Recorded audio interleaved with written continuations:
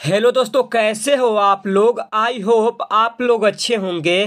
Friends, आज की इस वीडियो में हम लोग पॉलिटिकल साइंस से रिलेटेड टॉप प्रश्न को देखेंगे जो बोर्ड की दृष्टिकोण से काफ़ी महत्वपूर्ण है। तो चलिए ज़्यादा देर न करते हुए इस वीडियो की शुरुआत करते हैं। हम लोग के सामने फर्स्ट क्वेश्चन है कि 1967 तक भारत में किस प्रकार की दलीय व्यवस्था थी। ऑप्शन ए है एक दलीय व्यवस्था, ऑप्शन बी है द्विदलीय व्यवस्था, ऑप्शन सी है बहुदलीय व्यवस्था और ऑप्शन डी है एकल अधिपत्यशाली दलीय व्यवस्था। तो इसका करेक्ट आंसर है ऑप्शन नंबर डी, एकल अधिपत्यशाली दलीय व्यवस्था। अर्थात 1967 से पहले कांग्रेस के अलावा किसी भी सरकार की सरकार नहीं बनी थी, यानी किसी भी पार्टी की सरकार नहीं बनी थी। इसीलिए इसे एकल अधिपत्यशाली दलीय व्यवस्था कहा जाता है और भारत में अभी बहुदलीय व्यवस्था उपलब्ध है। उसके बाद क्वेश्चन है कि भारतीय राष्ट्रीय कांग्रेस के द्वारा किस प्रकार के समाजवाद को अपनाया गया। तो इसका करेक्ट आंसर है ऑप्शन नंबर बी, ब्रिटेन का लोकतांत्रिक समाजवाद। अर्थात भारतीय राष्ट्रीय कांग्रेस जो पार्टी थे ने, उन्होंने ब्रिटेन का लोकतांत्रिक समाजवाद को अपनाया था। इसलिए इसका correct answer option number B हो जाएगा। तीसरा नंबर क्वेश्चन हमारे स्क्रीन पर है, कह रहा है कि भारत के किसी राज्य में कम्युनिस्ट पार्टी को सत्ता में आने का सर्वप्रथम अवसर कब मिला। अर्थात जो कम्युनिस्ट पार्टी है उसको सत्ता में आने का सर्वप्रथम मौका कब मिला था। तो इसका करेक्ट आंसर है ऑप्शन नंबर बी, 1957 के दूसरे चुनाव के बाद। इसलिए इसका correct answer option number B हो जाएगा। चौथा नंबर क्वेश्चन कह रहा है कि भारत के प्रथम गैर कांग्रेसी प्रधानमंत्री कौन थे। तो इसका करेक्ट आंसर है option number B, Morarji Desai. और जो मोरारजी देसाई है ना, ये जनता पार्टी से संबंध रखते थे और इस पार्टी की स्थापना कब हुई थी तो 1977 में हुआ था। अब चलिए अगले प्रश्न को देखते हैं। क्वेश्चन है कि निम्नलिखित में से किसे वामपंथी पार्टी की कोटि में रखा जा सकता है। ऑप्शन ए है Bharatiya Janata party, option B है जनता पार्टी, ऑप्शन सी है भारतीय कम्युनिस्ट पार्टी और ऑप्शन डी है समाजवादी पार्टी। तो इसका करेक्ट आंसर है ऑप्शन नंबर सी, भारतीय कम्युनिस्ट पार्टी। नेक्स्ट क्वेश्चन है कि संविधान सभा में प्रारूप समिति के अध्यक्ष कौन चुने गए थे। तो आपको ही पता होगा कि डॉक्टर भीमराव अंबेडकर प्रारूप समिति के प्रथम अध्यक्ष थे। इसलिए इसका correct answer option number D हो जाएगा। और डॉक्टर राजेंद्र प्रसाद संविधान सभा के अस्थायी अध्यक्ष थे। अब चलिए अगले प्रश्न को देखते हैं। अगला क्वेश्चन है कि भारतीय नागरिकों को कितने मौलिक अधिकार प्राप्त है। तो आपको ही पता होगा कि भारतीय नागरिकों को 6 मौलिक अधिकार प्राप्त है, लेकिन पहले भारतीय को 7 मौलिक अधिकार प्राप्त थे, क्योंकि आगे चलकर संपत्ति के अधिकार को हटा दिया गया है। इसलिए इसका correct answer option number C हो जाएगा, यानी 6। 8 नंबर क्वेश्चन कह रहा है कि भारतीय संविधान को पूर्ण रूप से किस दिन अपनाया गया था।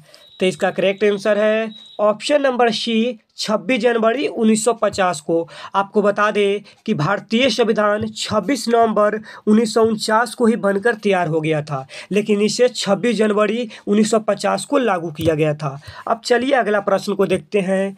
अगला प्रश्न है कि संविधान के किस भाग को जर्मनी से लिया गया है। देखिए, आपको बता दें कि मूल अधिकार अमेरिका के संविधान से लिया गया है, मौलिक कर्तव्य रूस के संविधान से लिया गया है, राज्य के नीति निर्देशक तत्व आयरलैंड के संविधान से लिया गया है और राष्ट्रपति के संकटकालीन अधिकार जर्मनी से लिया गया है। इसलिए इसका correct answer option number D हो जाएगा। नेक्स्ट क्वेश्चन स्क्रीन पर है कि संविधान के किस भाग में मौलिक अधिकारों का वर्णन है।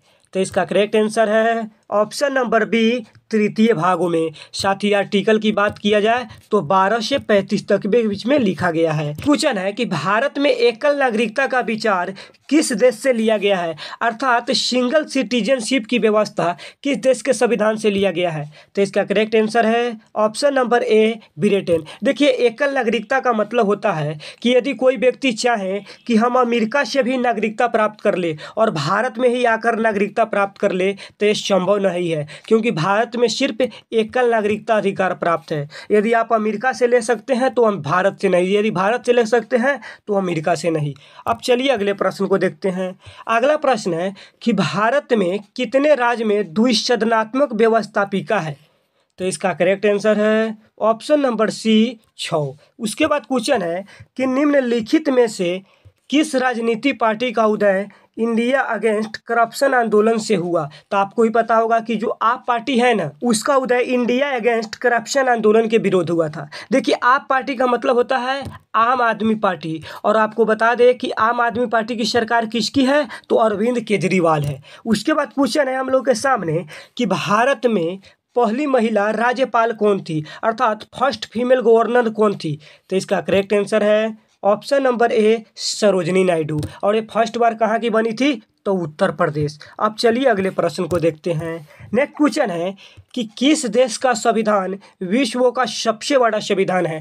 तो आपको ही पता होगा कि भारत का संविधान पूरे वर्ल्ड का सबसे बड़ा कॉन्स्टिट्यूशन है, इसलिए इसका correct answer option number D हो जाएगा। 16 नंबर क्वेश्चन है कि संयुक्त राष्ट्र संघ महासभा की पहली महिला अध्यक्ष कौन थी।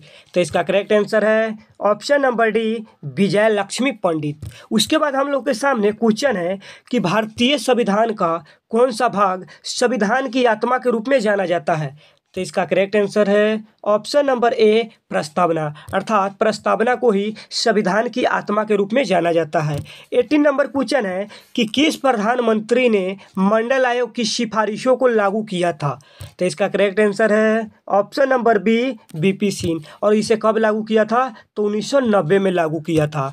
अगला नंबर क्वेश्चन स्क्रीन पर है कि 103वां संवैधानिक संशोधन प्रदान करता है।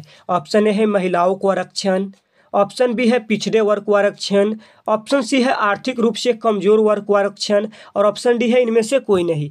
तो इसका करेक्ट आंसर है ऑप्शन नंबर सी, आर्थिक रूप से कमजोर वर्ग को आरक्षण। 20 नंबर क्वेश्चन है कि विकास के साथ न्याय किस पंचवर्षीय योजना का मुख्य उद्देश्य था। तो इसका करेक्ट आंसर है ऑप्शन नंबर बी, 5वां पंचवर्षीय योजना। अर्थात 5वीं पंचवर्षीय योजना का मुख्य उद्देश्य था विकास के साथ न्याय हो। और प्रथम पंचवर्षीय योजना कब हुआ था, तो 1951 में हुआ था। 21 नंबर क्वेश्चन है कि स्वतंत्र भारत के प्रथम उप प्रधानमंत्री कौन थे। तो आपको ही पता होगा कि सरदार वल्लभ भाई पटेल प्रथम उप प्रधानमंत्री थे, इसलिए इसका correct answer option number D हो जाएगा। और सरदार पटेल ही भारत के प्रथम गृह मंत्री भी थे। 22 नंबर क्वेश्चन है कि कौन सा संविधान संशोधन नगरीय स्थानीय स्वशासन से संबंधित है। तो इसका करेक्ट आंसर है ऑप्शन नंबर बी, 74वां संशोधन। नेक्स्ट क्वेश्चन है कि भारत में पहला नगर निगम कब स्थापित किया गया था। तो इसका करेक्ट आंसर है ऑप्शन नंबर ए, 1688 में। और कहाँ किया गया था, तो मद्रास में किया गया था। मद्रास का नया नाम चेन्नई है। उसके बाद क्वेश्चन है कि राज्यसभा का सभापति कौन होता है। तो इसका करेक्ट आंसर है ऑप्शन नंबर सी, उपराष्ट्रपति। अब चलिए अगले प्रश्न को देखते हैं। अगला प्रश्न है कि निम्न में से किस सांसद को संबोधित करने का अधिकार प्राप्त है। अर्थात इनमें से किसे संसद को संबोधित करने का अधिकार प्राप्त है। तो इसका correct answer option number B, attorney general हो जाएगा। अगला नंबर क्वेश्चन है कि अनुच्छेद 371A किस राज्य से संबंधित है। देखिए, जो अनुच्छेद 370 था वो जम्मू कश्मीर से संबंधित था, जिसे हटा दिया गया। लेकिन 371A है ना, ये नागालैंड से संबंधित है, इसलिए इसका correct answer option number C हो जाएगा। अब चलिए अगले प्रश्न को देखते हैं। 27 नंबर क्वेश्चन है कि किसकी सलाह पर किसी राज्य के विधान परिषद को समाप्त किया जा सकता है। तो इसका करेक्ट आंसर है ऑप्शन नंबर ए, विधानसभा। अब चलिए अगले प्रश्न को देखते हैं। अगला प्रश्न है कि धन विधेयक प्रस्तुत किया जा सकता है केवल राज्यसभा में कि लोकसभा में, कि इनमें से कोई नहीं। और ऑप्शन सी है ए एवं बी दोनों। तो इसका करेक्ट आंसर है ऑप्शन नंबर बी, लोकसभा में। अर्थात जो धन विधेयक है ना, वो केवल लोकसभा में ही प्रस्तुत किया जा सकता है। 29 नंबर क्वेश्चन है कि किस संस्था के पास संविधान की व्याख्या करने का अधिकार प्राप्त है। तो इसका correct answer option number D, सर्वोच्च न्यायालय। अर्थात सुप्रीम कोर्ट को संविधान की व्याख्या करने का अधिकार प्राप्त है।